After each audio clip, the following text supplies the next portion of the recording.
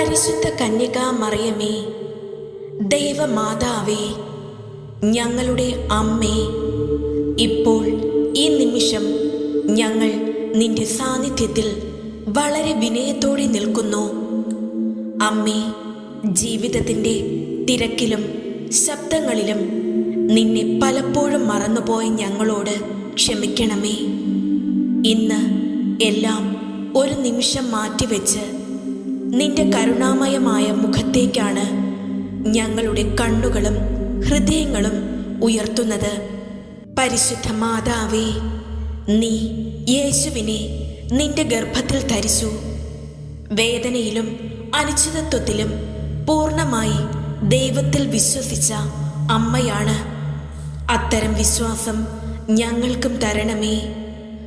അമ്മേ, ഞങ്ങളുടെ ജീവിതത്തിലുള്ള എല്ലാ ഭയങ്ങളും ആശങ്കകളും നിന്റെ പാദങ്ങളിൽ സമർപ്പിക്കുന്നു. നാളെ എന്താകും എന്ന ഭയം, ആരോഗ്യത്തെക്കുറിച്ചുള്ള പേടി, കുടുംബ പ്രശ്നങ്ങൾ, സാമ്പത്തിക ബുദ്ധിമുട്ടുകൾ, ഹൃദയം തകർക്കുന്ന അനുഭവങ്ങൾ എല്ലാം അമ്മേ നിന്റെ കരങ്ങളിൽ ഏൽപ്പിക്കുന്നു.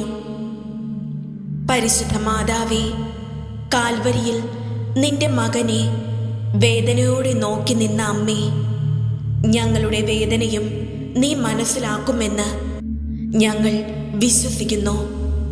ആരും മനസ്സിലാക്കാത്ത ഞങ്ങളുടെ കണ്ണുനീർ നീ കാണുന്നുവെന്ന് ഞങ്ങൾ അറിയുന്നു. അമ്മേ, ഞങ്ങളുടെ ഹൃദയത്തിൽ നിന്നും പോകാത്ത മുറിവുകൾ നിന്റെ സ്നേഹത്തോടെ സുഖപ്പെടുത്തണമേ. ക്ഷമിക്കാൻ കഴിയാത്ത അവസ്ഥകളിൽ ഞങ്ങൾക്ക് ക്ഷമയുടെ കൃപ നൽകണമേ. വിശ്വാസം ക്ഷീണിക്കുന്ന നിമിഷങ്ങളിൽ ഞങ്ങളെ ശക്തിപ്പെടുത്തണമേ. പരിശുദ്ധ മാതാവേ, നിന്റെ മകൻ്റെ അടുക്കൽ ഞങ്ങൾക്കായി ഇടപെടണമേ.